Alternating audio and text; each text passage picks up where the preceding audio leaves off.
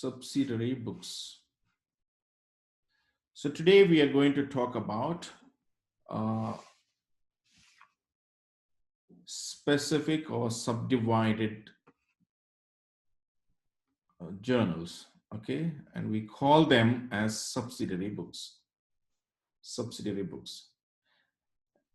In journal, there are certain uh, yeah, there are certain in journal there are certain transactions which are repetitive in nature. For example, sales. There are so many sales. Okay, so many items are sold. Let's take a grocery store. So many hundreds of items are sold in a day, in a month, thousands, and in a year, millions. Okay, of transaction only for sales, and similarly, only for purchase. Purchases are repetitive in nature. Okay, purchase or repetitive in nature. Right. Now, there is a cash concept and a credit concept. Credit concept, right? If it is cash transaction, and cash transactions are repetitive, right? There are so many types of cash transactions. Every time a cash transaction is taking place, you put that particular transaction in a book called cash book. Every time there's a purchase, what purchase, credit purchase, you put that in a book called purchases book. Purchases book. Every time there's a sale, credit sale, put that in a separate book, that is sales book. And sales book also is known as sales day book. Purchase book is known as purchases day book. And for both purchases and sales, you will have returns. If there are returns, so many times we purchase, and some of those purchases may be returned. Okay, and the process of return also may be very frequent, not that much as purchases. It may be 50%, 70% frequency I'm talking about. But there are returns, purchase returns of that. And similarly, as sales, credit sales are recorded in sales book or sales day book, there are sales returns also. Now, when can you witness the return of the goods in purchases and sales? The return is seen only in the context of credit purchases or credit sales. If it is a credit purchase, then there may be a purchase return. If it is a credit sale, then there may be a sales return. Now, there will not be any return in case of cash purchase or cash sale. There will not be any returns in case of cash purchase and cash sales. Why? Goods once sold will not be taken back is a inscription you see on the bill, cash memo. Okay, and then, sir, what if it is defect? That defect will be fixed, rectified. What if the goods are not proper, or they're causing us trouble? That will be fixed on site. Or maybe they'll pick that particular product from you and repair it, fix it, and give you. But it will not be taken back, and you will not get your cash back.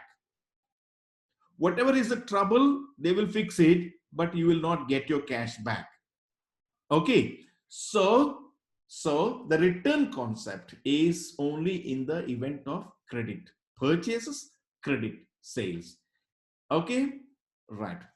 Now, all these transactions, the repetitive transactions, are recorded into separate set of books. All credit purchases in one book, all credit sales in one book, all sales returns in one book, all purchase returns in one book, all cash transactions in another book. There are separate books. Okay. In addition to this, you will record the receivables in one book and payables in another book. what is receivable. On credit, if you're selling, you are supposed to receive the amount. You're supposed to receive the cash, and that's a credit sales, right?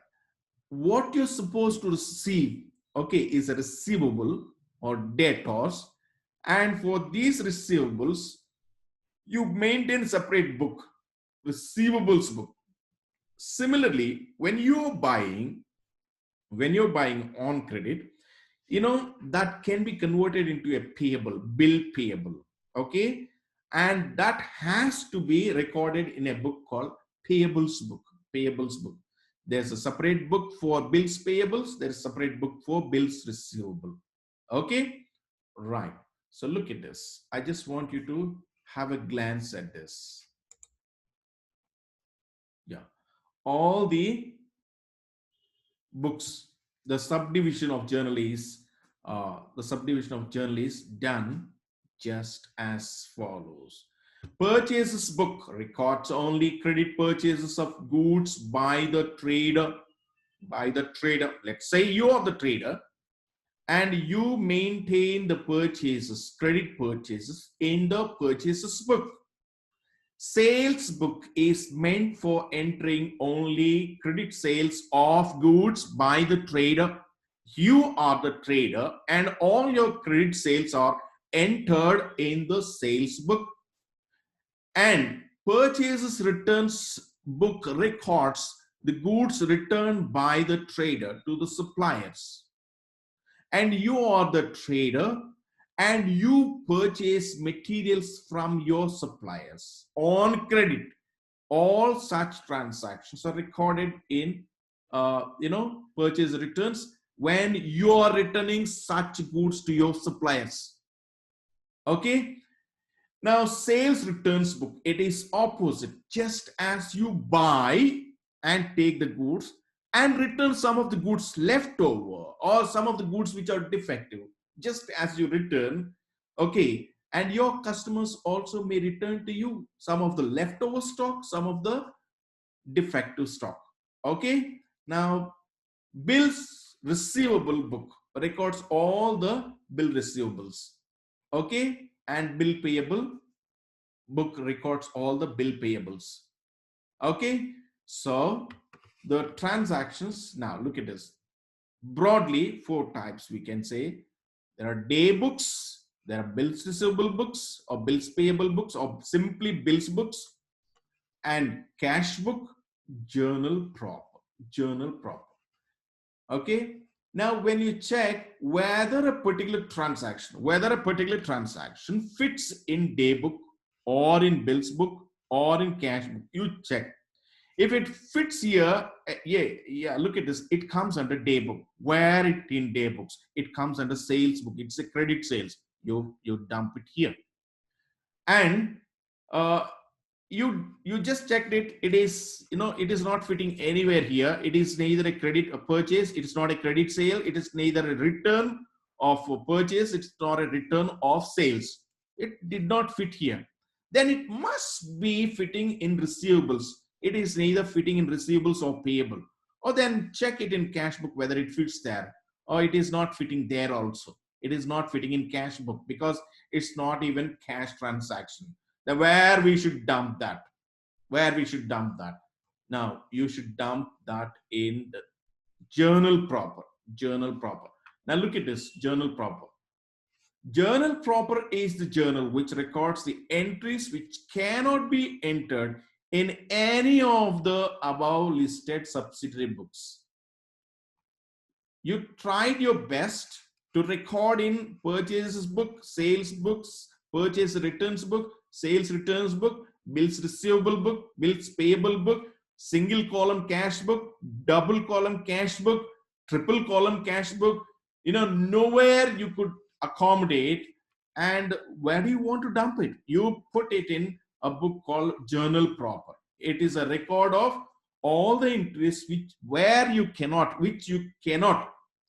cannot accommodate this particular transaction in any of the previous three types of books, like days book, bills receivables book, and cash book. What you cannot record here in all these three books, record in journal proper.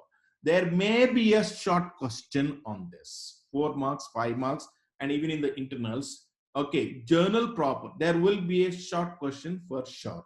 What is journal proper? Or simply they'll give you journal proper. Write a brief note on journal proper. Okay, write a brief note on journal proper.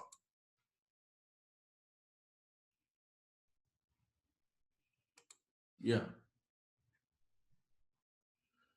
right. Next. Unless you want to ask some question, don't annotate. Right, ma? If you want to ask question, first speak out, then underline what you want to repeat. Okay, right. Now this summary, let's say the subdivision of journal is done as follows. All cash and bank transactions, are recorded in cash book and this cash book has columns. It may be a simple cash book with only cash column. It may be cash book with a discount column. Okay, 2-column cash book. It may be cash book with a discount, cash and bank column. Then it is 3-column cash book, or simply it is cash book. Cash book is divided into 3: simple cash book, 2-column cash book, 3-column cash book. All cash transactions, whether it is simple, double or triple, are recorded, okay, in all cash transactions are recorded in the cash book. And which type of cash book is that? We will decide it later. But all cash transactions should be recorded in cash book. That is what at the moment we'll remember. All credit purchase of goods, okay, meant for resale, are recorded in purchases day book.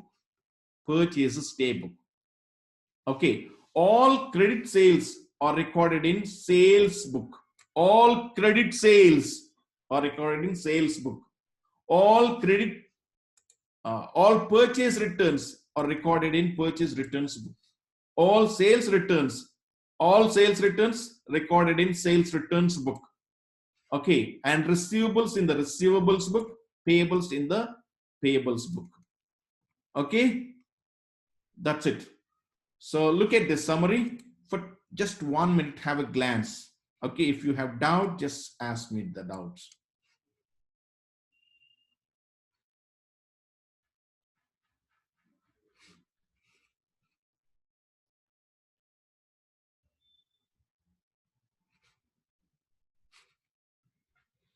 Please ask me the doubts.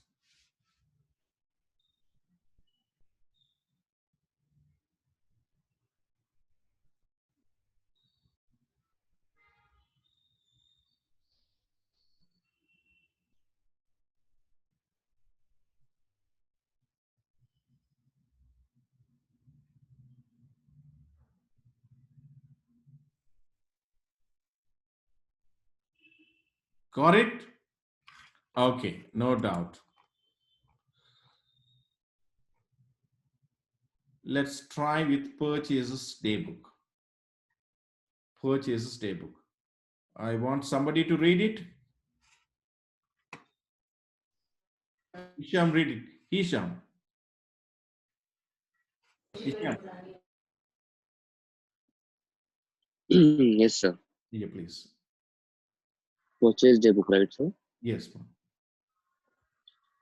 The purchase day book records the transaction related to the credit purchase of goods only. It Credit follows that any purchase cash of goods purchase or only. It follows. Continue, please. it follows that any cash purchase or purchase of things other than good is not recorded in the purchase day book. Periodically, the total of purchase day books are posted to purchase accounts in the ledger. The specimen purchase day book is given below. Yeah, the specimen is given in the solution itself. Okay, we'll just take a problem and then check the solution. Okay, this is a problem, and now the format generally consists of the date, particulars, invoice number, ledger folio, and the amount. That's it. Right?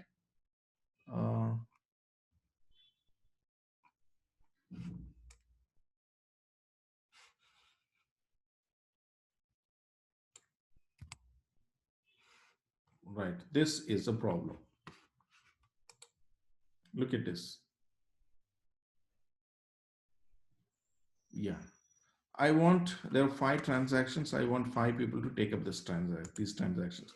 So, Jeevan, Jahnavi, Maria, Malik, Likita will take this. Okay. This particular problem. These people pick up these problem transactions. Number 1, who will take it? Jeevan. Yes, sir. Yeah, please, ma'am. Bought 20 tables at the rate 500 rupees per table from Majestic Appliances on credit at the 12% trade discount as per invoice number. Yeah, and so on. Okay, on 2nd March. Very good. Now there are 20 tables purchased at the rate 500. And who is the supplier? Majestic Appliances is the supplier. Majestic Appliances. Okay, right. You pick up this date, you take this date and bring here. Okay, drop in the date column. Now look at this, the format of the purchases day book or simply purchases book. In the books of furniture shop, it's a furniture shop. Okay. Furniture. Yes, sir. Yeah. So in the books of furniture shop, right under that, write down purchases day book. Okay, purchases day book. The format is date columns, particulars column, invoice, ledger folio, amount. Now the format may consist of 5 columns, but I want you to remember 3 important columns: date, particulars, amount. Particulars, amount. Okay, these 2 columns you're not barred from drawing. Okay, if you want the solution to look complete and neat and decorative, you can use these 2 columns also, no problem. Right?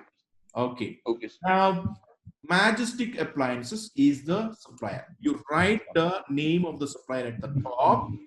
Okay. And how many tables are bought? 20 tables. 20 tables at the rate. And which comes to 10,000. And you have given a discount of 12%. Okay. Discount of 12%. 12%. Yeah, discount of 12%. 12%. And 12% discount on 10,000 is 2,200. Okay, I put it in bracket indicating that's a negative balance. Okay, the resulting figure 10,000 minus 2,200, sir. I'm sorry, but 1,200. 1,200, yeah. So 1,200, thank you. Yeah, it comes to 8,000. 8,800. 8,800. This is the net amount. Okay, that's on 2nd March. 2nd March. First transaction, 2nd March. 2nd March. Now, I want somebody else to take up the next transaction of the list I have read. Yes, sir. Yes, ma'am. Purchased 3 dozen chairs at the rate of 250 rupees, each from Metro Chairs, as per invoice number 1112 on 4th March. Okay, ma'am. 4th March, we will pick up and drop here, 4th March. And who is the supplier? Supplier is Metro Chairs. Metro Chairs. Metro Chairs. We'll, write Metro Chairs on the top. Okay, of this date. Top, this date. Every time you have to underline like this. You have to separate dates. Okay. So Metro Chairs. And how many chairs? 3 dozen. 36. 12. Yeah. Because we are in the examination mode now, or when I conduct the test or the university conducts the test, because you want to do it fast and you want to save so much time, you may write 3 into 250. Even I'm there getting tempted with that kind of temptation. Okay. I'm not excluded from that list. So therefore, be careful that 3 into 12 you have to write 36 chairs at 250 per chair. How much it comes to 36 into 250? It 9,000. 9,000. You have written straight away 9,000 because there's no discount mentioned here in the second transaction. Okay. second-hand furniture bought from Modern Furniture on credit as per invoice number, and there's no discount. Okay, there's no discount. Right. So you've written 9,000. Next one. Who will take next one? Third transaction. On fourth. Third one's a second-hand furniture. Third one, sir. Second-hand furniture bought from Modern On Furniture. 7th. Okay, we'll write the date in the date column. And who is the seller, our supplier? Modern Furniture. Modern Furniture. Modern Furniture. Okay. Right. What is the amount? 1200. 1200. 1200. So 7th March in the date column, Modern Furniture. And because there are no details given here, okay, 3 chairs, 4 tables like that, there are no details, and the rate per table per chair is not given. Straight away, it's a lot. What furniture he bought, we don't know. There's a lot purchase for 1200. Okay, maybe 1 chair only he might have bought, 1 table only he might have bought, or 3 chairs, 4 tables he might have bought. That details are not given. What is given is that he has paid 1200. 1200 will bring and drop here straight. Okay, so the first one 8,800, second 9,000, third 1200. Total is 19,000. End of the solution.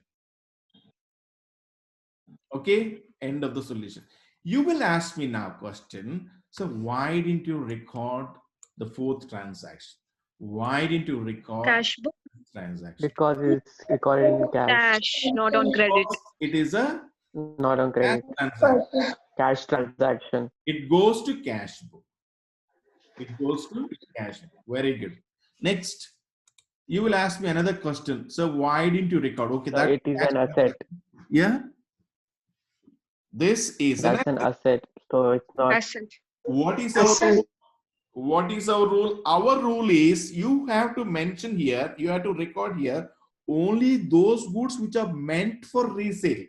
This is a furniture shop for a college like us, St. Mary's College, or let's say I'm using a chair, right? So to say this is an asset for me, but the same chair for the furniture shop, it's an asset. It's goods meant for resale. Good. It's goods meant for resale. So if it is good meant for resale, you can record. It's an asset. If it is an asset, you need not record. Okay. Machinery is an asset. So therefore, we did not. Sir, then it may mean that then it may mean the third one also. It can be also an asset, right? It can be also an asset. Yeah. Third one, it can also be an asset. Yeah. It can also be an asset. But why did we treat it as good? Because the business itself is furniture shop.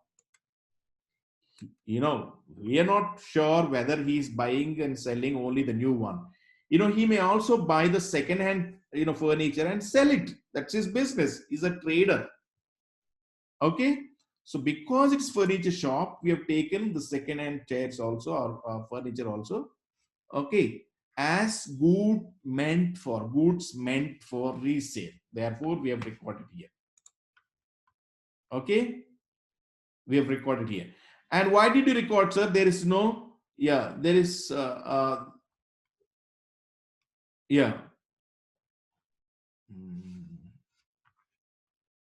Why did you record it here, sir? Is it for, is it a credit purchase? Yes, it is a credit purchase. It is a credit. Had it been cash, we would have not recorded it. Since it is a small amount and it's a second-hand furniture, and if it is cash, then we would have exempted it. We would have exempted from recording it. Okay, but it is specifically mentioned credit. So therefore, we have recorded. Okay, right. So the Fourth, yes. Fourth, purchase 7 books. fourth one we are purchasing it for cash. Yeah. So because it is clearly mentioned cash, it goes to cash book. We did not record here. Right. Okay, sir. Right. So just, please look at this. Okay. This is a note. I want Maria or somebody to read it. Yes, sir. Please note that the transaction for purchase of book rack will not be entered in the purchase book as it is not purchased on credit. Where will it go then? It will go to the cash book. Similarly, purchase of machinery will not form part of purchase book. It will be entered in journal proper. Yeah. What you cannot fit into days book, okay, receivables book, payables book, cash book will go to journal proper. Okay, this machinery you cannot fit into days book, you cannot fit into cash book. Okay, you cannot fit any of these books you're calling. It goes to journal proper. Right? Now, I want you to just look at this discount part. Very often you get confused in the second semester. This discount will be discussed exhaustively, and we do so many problems on this discount. Now, what discount? You know, there is no accounting relevance about trade discount except just deducting and dropping. But there is a lot of technicality involved in cash discount, about cash discount. In the second semester, when you're going to second semester, third, fourth semester, cash discount irritates you because of this particular transaction, which you fail to treat properly, it will trouble you. You know, your accounts don't get tallied, right? So, but it is very simple, easy. Okay, easy. You know, this is a mouse. Okay, this is a mouse. Let's say this costs 1,000 rupees for the convenience sake. I'm saying it is not 1,000 for convenience sake, 1,000 rupees. And the trader is known to me and he said, sir, I'll give you 20% discount. Then he has given me the bill writing 20% discount, and I had to pay only 800 instead of 1,000. I had to pay only 800. Okay, 800. And he gives me the bill. That's it. Closed matter. And I paid cash. I paid cash. Okay, this is trade discount on MRP, maximum retail price of 1,000. He gave me 20% allowance, that's discount, and I had to pay only 800. This is trade discount, discount given on MRP, discount given on MRP. Okay, next, let's come to the cash discount. Cash discount. The same trader will understand in cash discount. I go to the trader and he tells me, so this is 1,000. Okay, good. And he sells me this. Okay, and he writes an invoice for 1,000. And while handing over this to me and the bill or invoice, he says, sir, if you pay the money 1,000 in 1 month, I'll give you 10% discount. Means within 1 month, even at 29th day, if I'm at 29th day, if I'm paying, okay, he promised me to give a discount of 100 rupees. That means 900 only I will have to pay within 1 month if I pay. And again he says, sir, if you pay within 15 days, okay, I'll give you 20% discount. That means I had to pay only 800. And again goes on, says, if you pay within 3 days, I'll give you 30% discount. I'll give you 30% discount. That is, second day, even third day, if I pay, he is ready to give me 30% discount. Okay. Now, what is this? This is an activity to induce me to make prompt and proper payment as early as possible. He is trying to induce me. He is trying to motivate me to pay as early as possible. You know, for the businessman, he wants the cash to circulate. He doesn't want to keep the cash just like that idle, either with himself or with you. With you means in the form of goods. You know, he has used money and produced this particular product or bought this product for resale. if you're keeping this and his money is locked up in the form of credit sale, right? So he wants to collect back as early as possible. He wants to induce you, he wants to motivate you to make the payment as early as possible. For that, if an allowance is given, that's called cash discount. Cash discount is given on credit sales. Okay, so yeah, look at this. Look at this. I want somebody to read. Who is this somebody who will volunteer to trade discount? Yeah, somebody who can read clear and neat. Zishan. Zishan, take trade discount. Go ahead, man.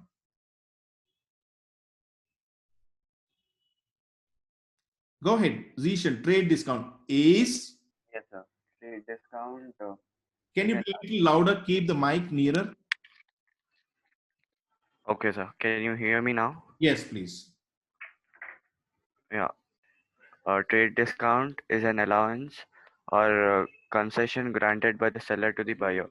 If the customer purchases goods above a certain quantity or above a certain amount, the amount of purchase made is always arrived at after deducting the trade discount.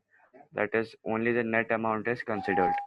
For example, if the list price of a commodity is rupees 100 and trade discount granted by manufacturer to the wholesaler is 20%, then cost price of the commodity to the wholesaler seller is rupees 80. Trade discount is not recorded in the books. They are used for determining the net price. Look at this one. This is what you must understand. Trade discount is not recorded anywhere in the books of accounts. Once again, I'm reiterating. Trade discount is not recorded in the books of accounts or anywhere in the books of account. Nowhere you will see trade discount. Nowhere you will see trade discount. If at all, if you see recording in the problem, you may see trade discount, but in the solution you will not see. In the solution you will not see trade discount. Okay, in the solution you don't see trade discount. Okay, so trade discount is not recorded in the books of accounts. Let's come to cash discount. Somebody else will take to read the cash discount. Sir, but in the above said example, we have recorded discount, right? Yeah. Now, this is for our calculation. This is our convenience. Now, did we record here?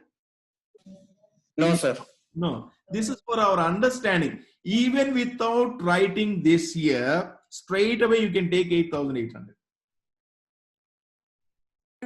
Okay, sir. And moreover, what is this? What is this? It's a credit transaction. Yes, sir. Yes, sir. Another thing, another condition fulfilled. Next, cash discount. I want somebody, one girl to read this. We'll have a balance. Yes, ma'am. Cash discount. Sale of goods on credit is a common phenomenon in any business. When goods are sold on credit, the customers enjoy a facility of making payment on some date in the future. In order to encourage them to make the payment before the expiry of the credit period, a reduction is offered. The reduction so made is known as cash discount. For example, if Ram purchases goods worth 5,000 rupees on 30 days credit, then, as per the terms of contract, he is authorized to make payment 30 days after the date of purchase.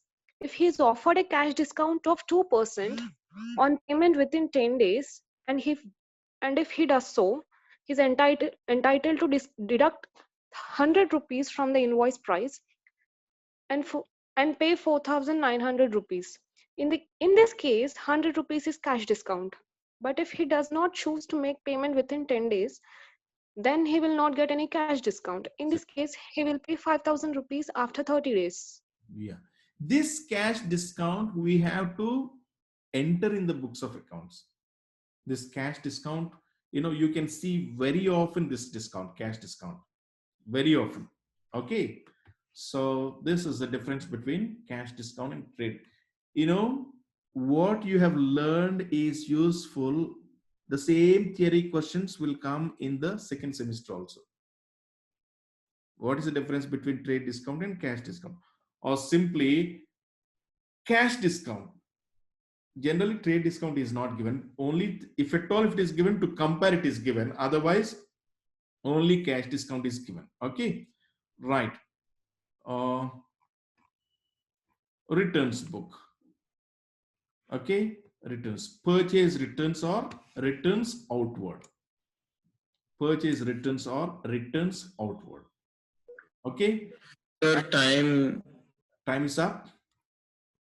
Yes, sir. Okay, ma. We'll stop here. Okay, we'll continue in the next class. So thank you so much for your time and good day. Take care. You too.